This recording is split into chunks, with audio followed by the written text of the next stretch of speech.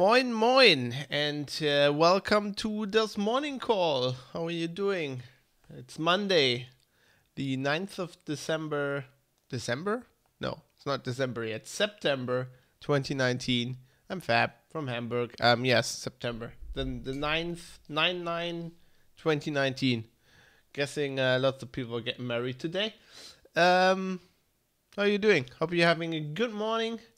Good start into the new week, but I'm guessing you're here for the tech news, so let's do it and prepare for a rant or two, because things have been happening. So at first, we have the Green Party in Germany. I'm not a fan of the Green Party. They have lots of ideas and want to change lots of things, but they often don't think it through. And we have a good example right now where their relatively new head of the Green Party here in Germany, Robert Habeck, is now saying we should get Huawei out of our 5G plans. And as Golem points out, very nicely here, I tip my hats to the colleagues at Golem. That's basically the same thing that Trump's doing. So he wants the same thing as Trump. So it's basically the same argumentation. We talked about this: China being aggressive, Huawei being a big Chinese company, and I don't know. It doesn't seem so much to be centered around spying allegations. Maybe that's too specific for him. He's more saying they're trying to force their power interests on everybody. Hello, this is politics. I mean, what? Germany is totally not forcing its power interests on other countries. No, we're not doing that. Only the Chinese. What the? I don't get these people. But so basically, Golem points out that this is, of course, dumb, and lots of experts have said so. Mostly because, I mean, Habeck is like on another level of dumb here, because his idea is like, oh, we should let Nokia and Ericsson do that. You know, good European companies, they should do that. And, you know, as Golem points out, and as anybody who knows anything about technology immediately thinks of, so where are Nokia and Ericsson producing their hardware? Yes, in Shenzhen, right next to where Huawei is producing it as well. So like, if you're worried about spying, then have you heard of supply chain attacks? Yeah, so obviously this is politics, but it shows the complete lack of clue a lot of politicians have in these things, and how these decisions are made that have really nothing to do with our actual interests or actual common sense or anything. It's just basically power play.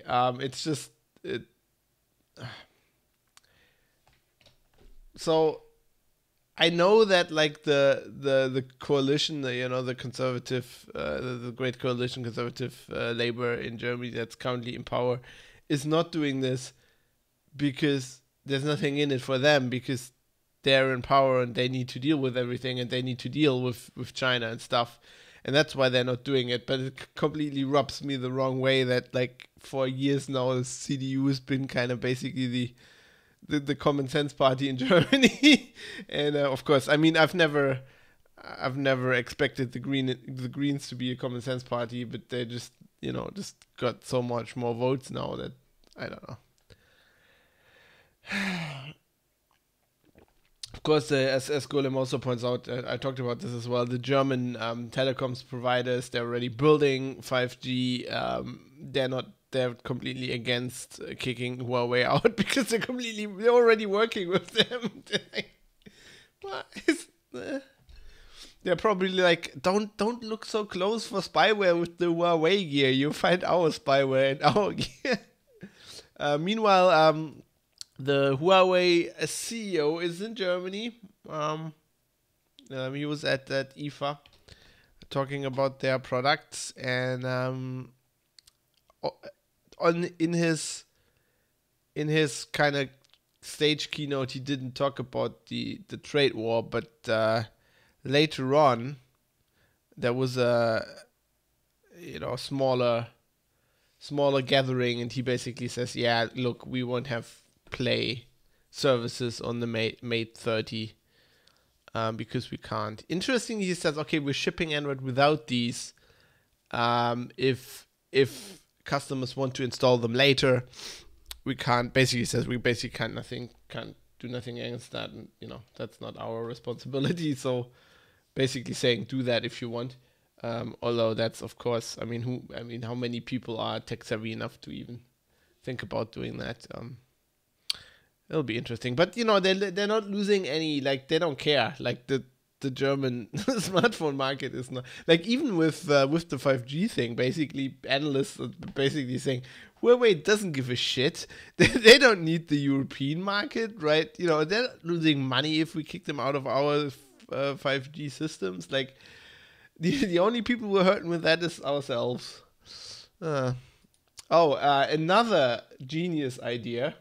This time from the actually the reigning coalition, the CSU, actually the dumb part of the conservatives from Bavaria, showing why they are the dumb part. So in Germany we have this problem. There's this running joke that we're obviously a very developed nation.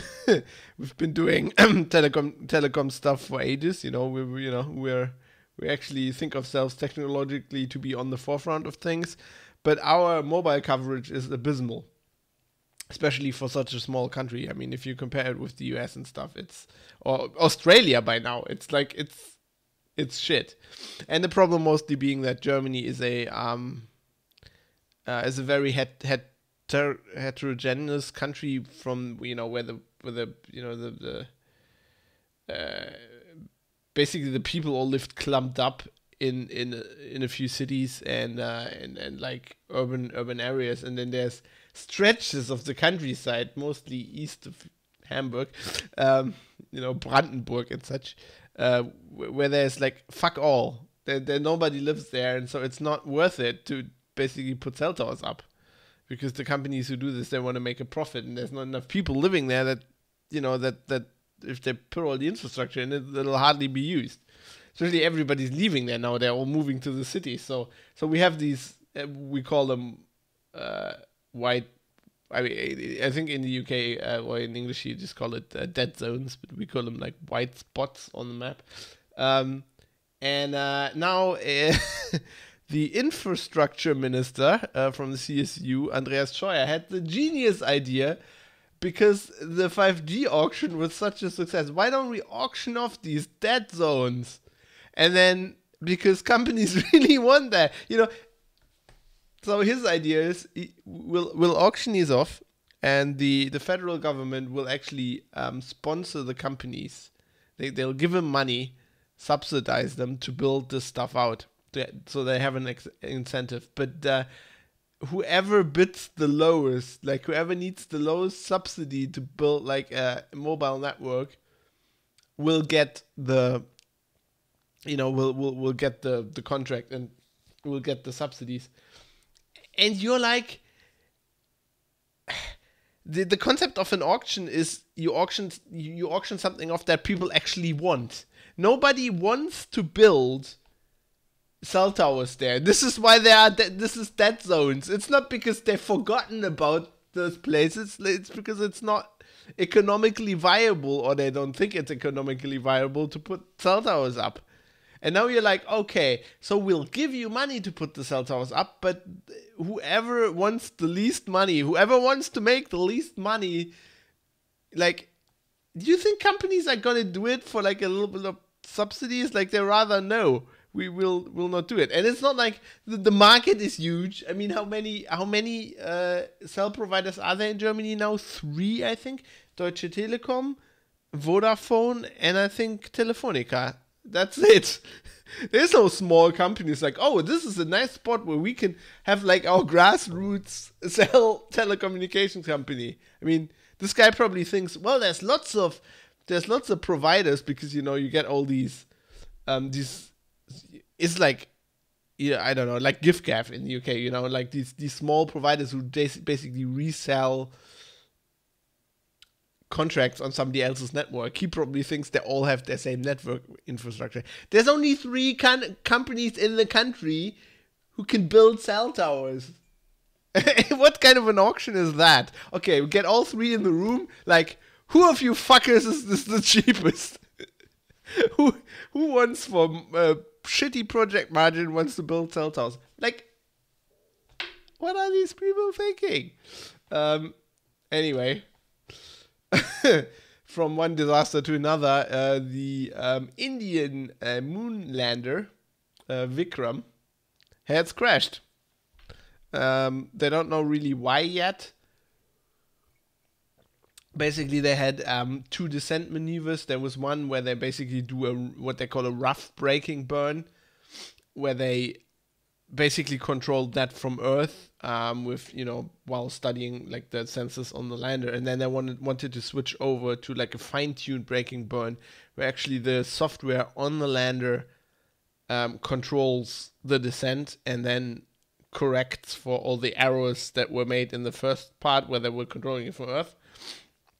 And something happened, I think either a software malfunction while switching over, or a malfunction with one of the RCS thrusters or engines. I don't know. They said, you know, it could have been another factor. Anyway, they lost basically control. The thing was spinning madly, and just presumably just crashed very fast into the moon. Yeah, not looking good. I think they're back to square one, proving once again that we've made absolutely no progress in space flight since the 60s, where they were doing this shit with like, I don't know, abacus and like paper and like sliding calculators and slide rules. I don't know. Meanwhile, German Wikipedia was under attack yesterday? The day before? No, on the 6th. What was that? Was that Friday? Oh, yeah, that's one of the Friday stories. So German Wikipedia was under the DDoS attack. Attackers who created a Twitter account and then were tweeting that was just a test. They wanted to attack Amazon. And the Overwatch League, which is currently running its... or was running its playoffs over the weekend. Those attacks never materialized, or just Blizzard and Amazon's infrastructure is much better than Amazon's. Like, they were able to just than Wikipedia's, and they were able to just absorb it. We don't know. There was some news that whoever this was testing it earlier, a few days earlier, or even a few weeks earlier. There were like traffic spikes on Wikipedia Germany. There were some problems on the French Wikipedia, I think, as well. So people actually, the Wikipedia in Germany was actually down for a while, which is bad when you're a student. Why don't you have any homework? Well, DDoS attack on Wikipedia. I mean, come on. I think that's a valid excuse these days, right? It's not the dog eat my homework. It's the hackers. The hackers DDoSed my homework. Speaking of hackers, Apple and Google are in a bit of a mud fight after Project Zero disclosed these iPhone vulnerabilities that I talked about, and obviously Project Zero being a Google thing. Apple now pissed. Apple put out a statement saying it's not as bad. Well, they're saying we're taking the security vulnerability seriously, but it wasn't mass attacks. Google's blog post makes it look like, by the way, my allergies are clearing up. Hallelujah. Thank God for autumn. So they were saying, you know, this makes it look like there were mass attacks. We reckon this was a very targeted campaign. Blah, blah, blah, blah, blah. This is one of my pet peeves. I find it interesting to see. I said this was going to be a rant show. I find it interesting to see that Apple does this too. Basically, all companies do this. So you have a security vulnerability, and then you're saying, yeah, it's bad, and we're fixing it, we're taking it seriously, blah blah blah, and then you're basically saying, look, it's not like whatever was reported, those attacks, they're not as bad as people said they were. There weren't as many people attacked, whatever. This is basically what Apple's saying.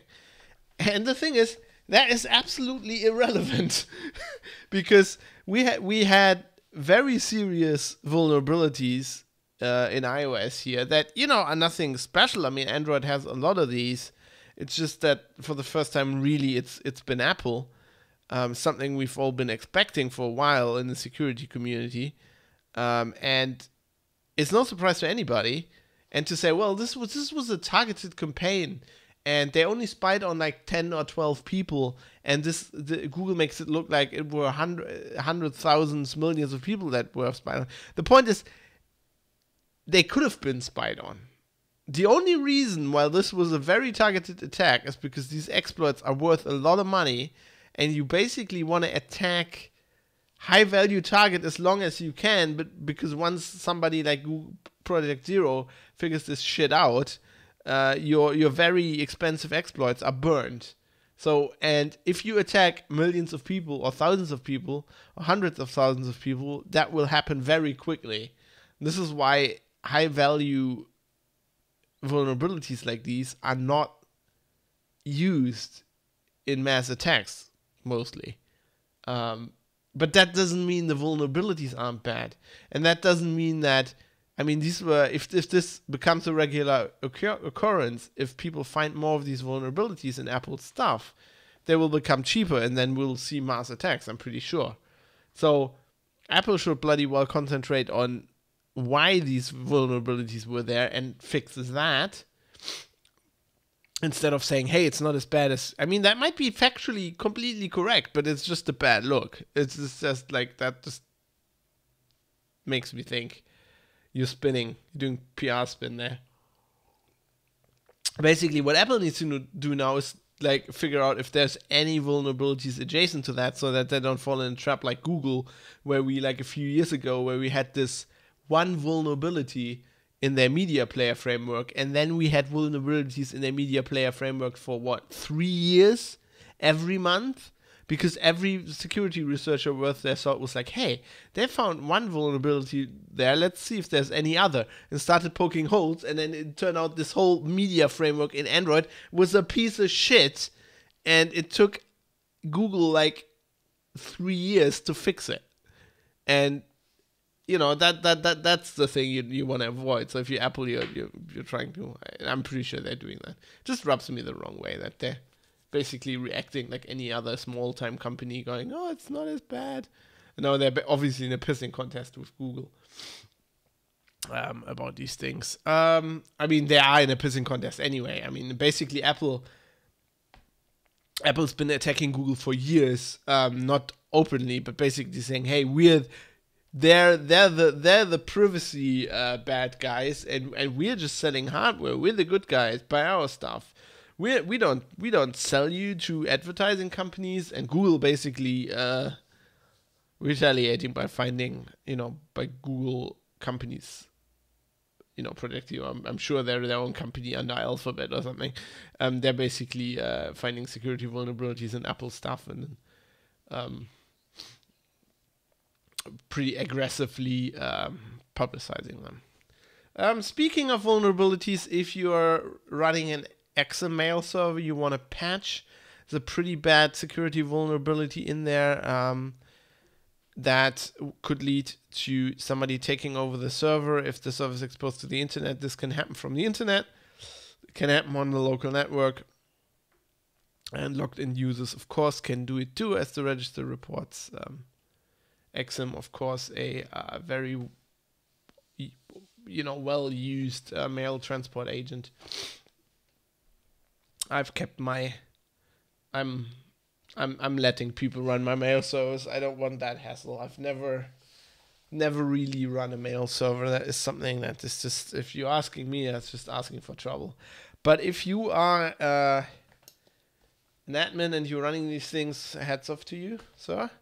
I hope you already have patched this, because this news is from Friday. It's a few days old, and it's been going around. So just make sure you do that. Otherwise, people will be owning your mail service and then sending spam or worse things. And one last story before I go, which it's about Wonderlist, which is this to-do list thing. It was developed by a Berlin company called Sechs Wunderkinder, who sold the company and Wunderlist to Microsoft in 2015 for a few $100 million.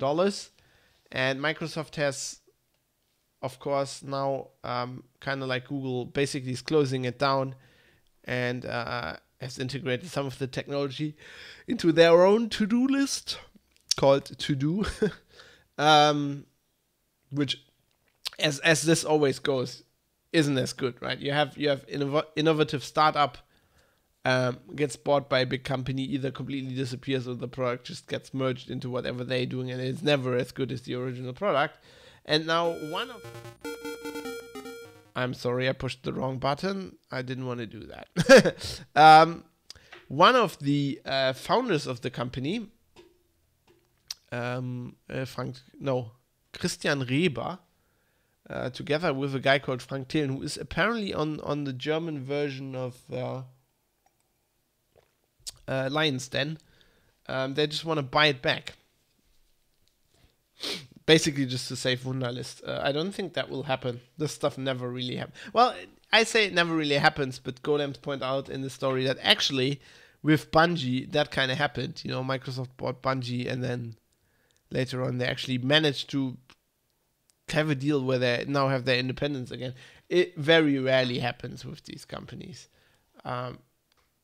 Usually for legal reasons, you know, patents and trademarks and whatever. They just wanna keep that stuff, and like 100, 200 million is nothing to Microsoft. So I don't know.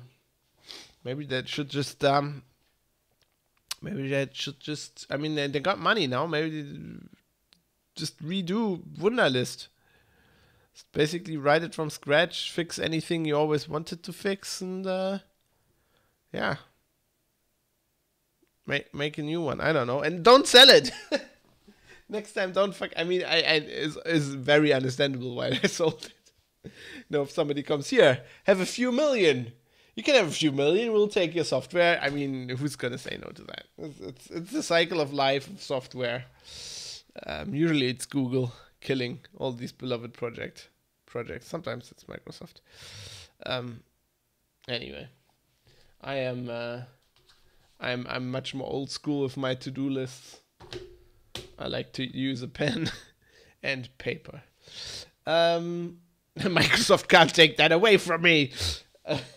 Anyway, yeah, that's it for me for today. I hope you have a good day. I will obviously be back tomorrow with some more tech news at 10 in the morning, and I'm also streaming some games this week. So if you're interested, have a look. I have a stream schedule up on Twitter. Basically, what was it? Now I have to look it up myself. I'm not prepared. This is fab. This is not professional at all. So on Tuesday, Thursday, and Friday, if everything goes according to plan, in the afternoon, I'll be streaming some Magic the Gathering Arena with the new rotation coming up and the standard 2020 event. That should be fun. But anyway, I'll be back tomorrow with more tech news. Until then, have a good day. And remember, don't sell your company to Microsoft. What am I saying? Sell your company to Microsoft. Make some money. Goodbye.